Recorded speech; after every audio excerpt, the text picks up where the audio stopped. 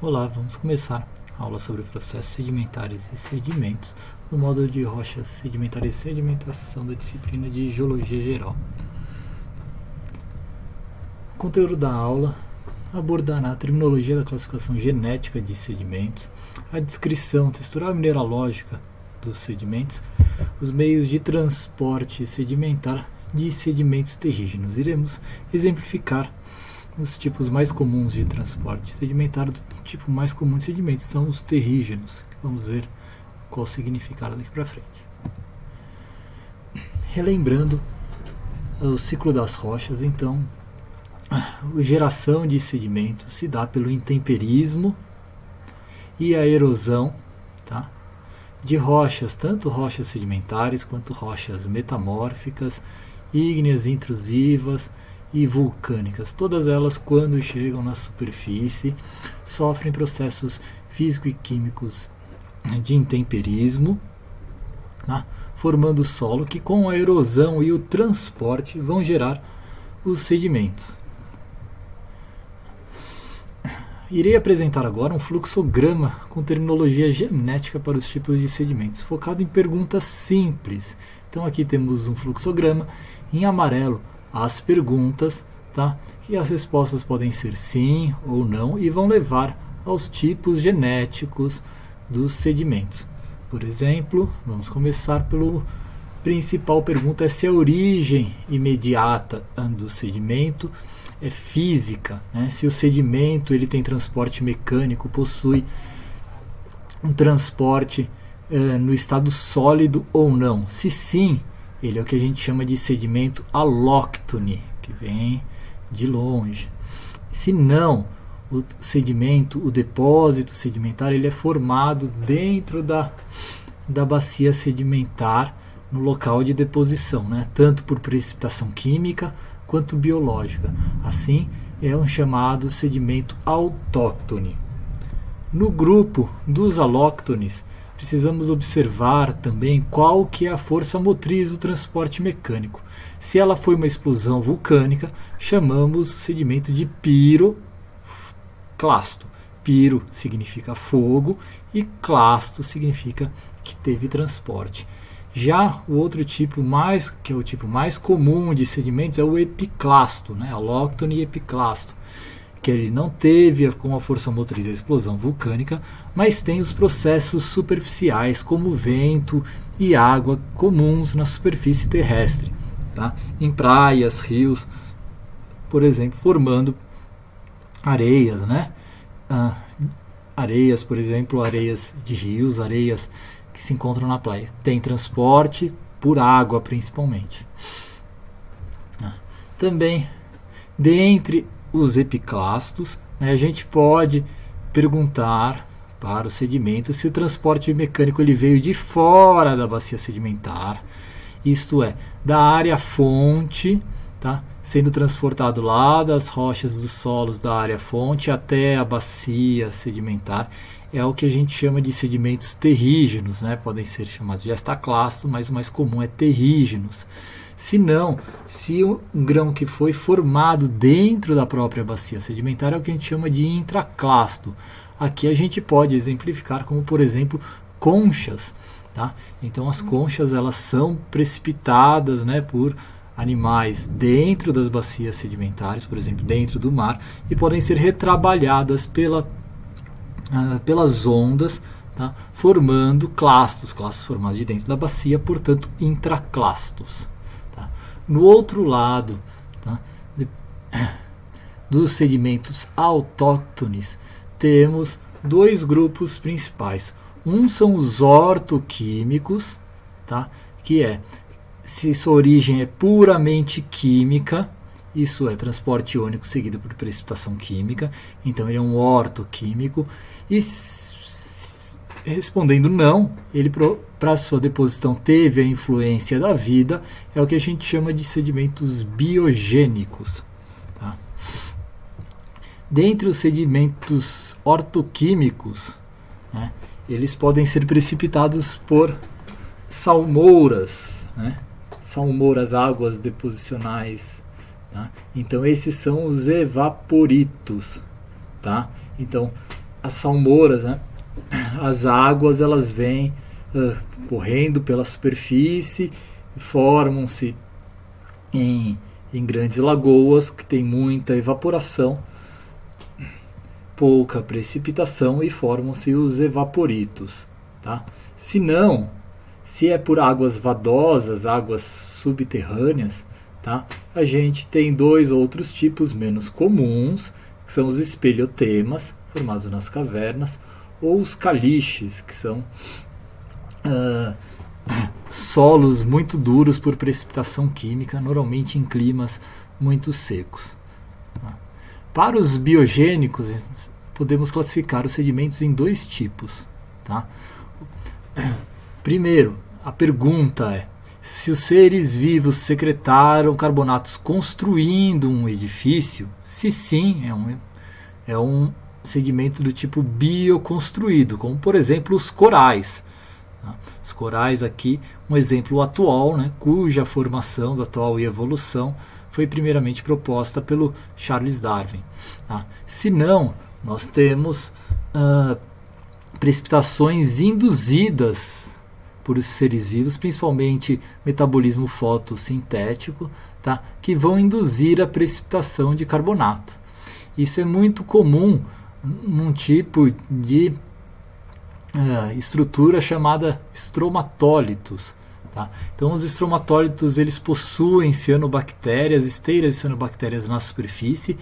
Elas são fotossintetizantes e conseguem alterar o equilíbrio físico-químico da água, induzindo a precipitação de carbonatos. Tá? Então não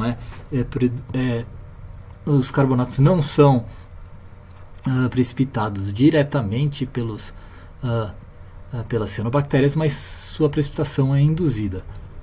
Tá? Então esses são os bioinduzidos. Tá?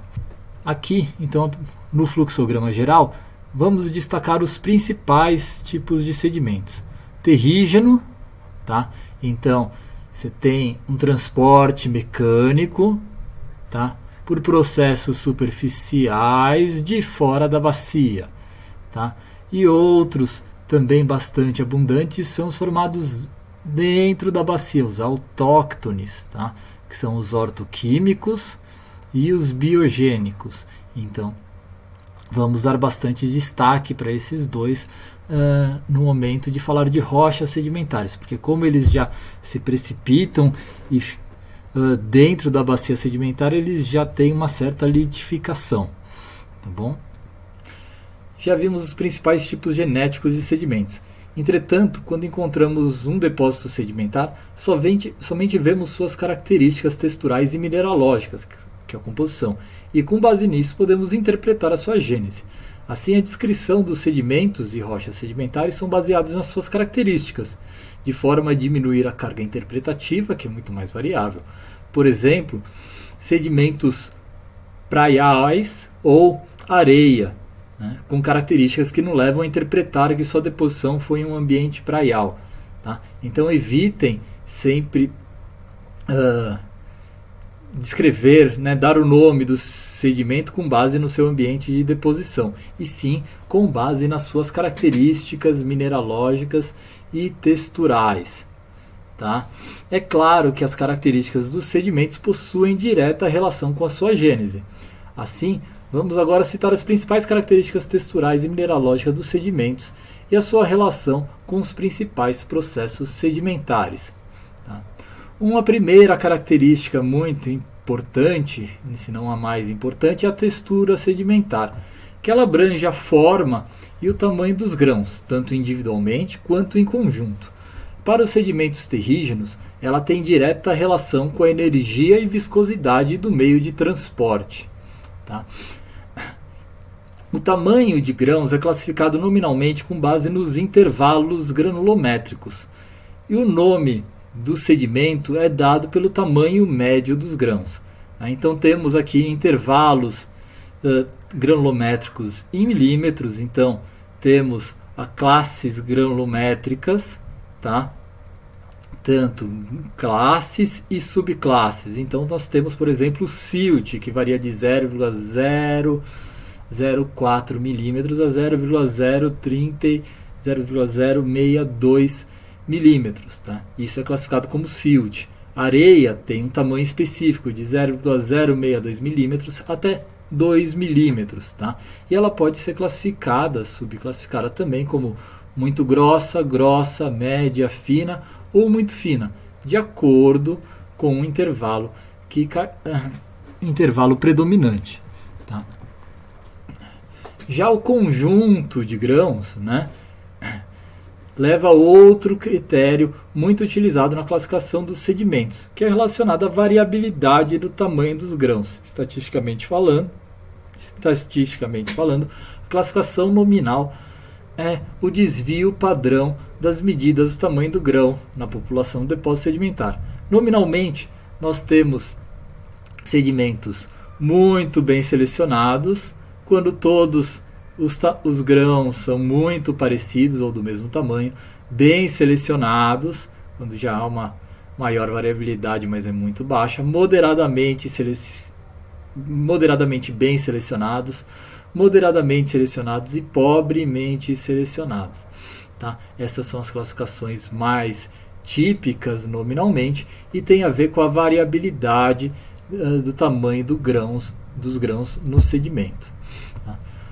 Os sedimentos também podem ser classificados com relação à forma individual do grão, né? Tanto a esfericidade, que é o quão longe ele fica de uma esfera, e o arredondamento, que é se ele tem pontas ou não tem pontas, ou ele é arredondado. Tá? Então, tais características têm relação com a viscosidade do meio de transporte sedimentar e a energia. Tá? Assim, para os sedimentos terrígenos, né, o nome dos sedimentos tem relação direta com o tamanho do grão.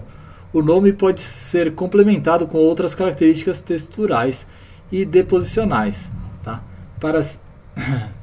Então a gente tem como exemplo, né, o nome, o tamanho médio do grão, por exemplo, areia média, bem selecionada, quartzosa.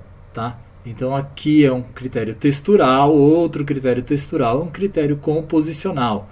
Por exemplo, a gente pode falar silt, que é o tamanho de grão, avermelhado, que tem a ver com a composição dos grãos.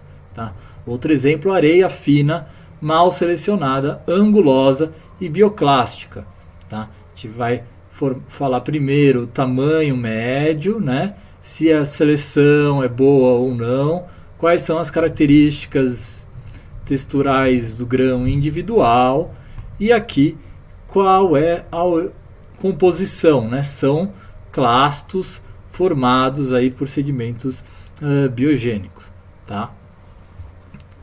Então são sedimentos biogênicos que foram transportados e formaram assim sedimentos intraclastos bioclásticos, tá bom? Para sedimentos autóctones biogênicos, né, principalmente os carbonatos e ortoquímicos, o nome dos sedimentos é semelhante ao das rochas, portanto, será abordado na próxima videoaula. Tá? As características texturais estão relacionadas aos meios de transporte mecânico dos sedimentos.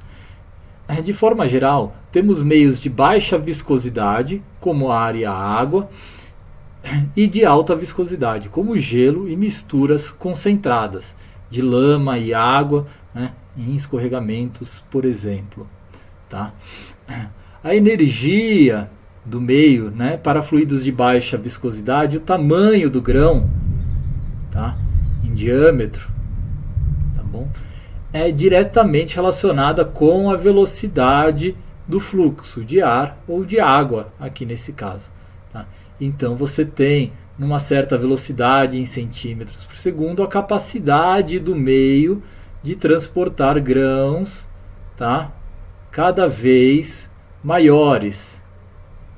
Tá bom? Então quanto maior a energia do meio, a velocidade do meio de baixa viscosidade, maior a capacidade dele de transportar grãos de dimensões mais elevadas. Tá? Fluidos de baixa viscosidade, como o ar, né, que tem menor viscosidade que a água, não são capazes de transportar grãos grandes, maiores que areia, por exemplo. Assim, de forma geral, eles formam depósitos arenosos ou sílticos muito bem selecionados, né? Então temos aqui um campo de dunas, o vento, tá, transportando os grãos, né? E aqui você tem uma turbulência do vento, aqui perde velocidade e o grão é depositado aqui nas dunas, tá bom? Já em sedimentos, em meios de transporte subaquosos, a viscosidade do meio é maior que a do ar e consegue transportar uma gama maior de tamanho de sedimentos, tanto cascalho, tá, como areia, silt, né? E seus depósitos variam desde sedimentos síltico-argilosos em águas paradas ou águas de menor energia, como por exemplo em lagoas, tá, associadas a fluviais ou não, ou a sedimentos mais grossos, cascalho, areia, no leito de rios mais caudalosos com maior energia, tá? Então você tem uma variabilidade muito grande do tamanho de grãos que pode levar a sedimentos moderadamente ou mal selecionados, tá? Além disso, os rios eles têm uma variação muito grande do regime da energia do fluxo, né, nas épocas de seca e de chuva, e assim, durante as épocas de maior energia, transportam grãos maiores, em épocas de menor energia, a deposição de sedimentos mais finos, tá? Então você tem uma variabilidade muito grande. Já nas praias, onde você tem a ação das ondas, por exemplo, essa ação energética é muito mais constante e com isso padroniza o tamanho dos grãos na praia de acordo com a energia das ondas. Então os sedimentos são normalmente melhor selecionados, tá? Já os meios de alta viscosidade, como as geleiras, têm capacidade de transporte de clastos de praticamente qualquer tamanho. Então você tem fluxos, o gelo tem um fluxo lento, né, por conta da viscosidade de alguns metros por ano, tá? E consegue arrastar e transportar grãos dos mais variados tamanhos. Esse daqui é um depósito relacionado com geleira, tá? Reparar na grande variabilidade dos grãos, né? Você tem clastos, matacões muito grandes, sedimentos finos, tá? E portanto muito mal selecionados. O mesmo acontece em fluxos gravitacionais de massa, como escorregamentos e fluxos de detritos, que iniciam na movimentação do solo e com isso, né, com a mistura de água, formam fluidos bastante densos com capacidade de transporte de clastos de qualquer tamanho, né, inclusive de carros, tá? Casas e elementos aqui de construção também conseguem ser carreados por esses fluidos de alta viscosidade, tá bom? Como resumo da aula, podemos destacar que os sedimentos são classificados de acordo com sua gênese, meio de transporte e deposição, e os tipos mais importantes são os sedimentos terrígenos, os biogênicos e os ortoquímicos. Os principais critérios de descrição de sedimentos são a sua textura, forma e composição, mineralogia. As características dos sedimentos possuem direta relação com os meios de transporte e deposição. Aqui está o meu contato. Qualquer dúvida podem consultar o tutor da turma ou entrar em contato diretamente comigo. Obrigado.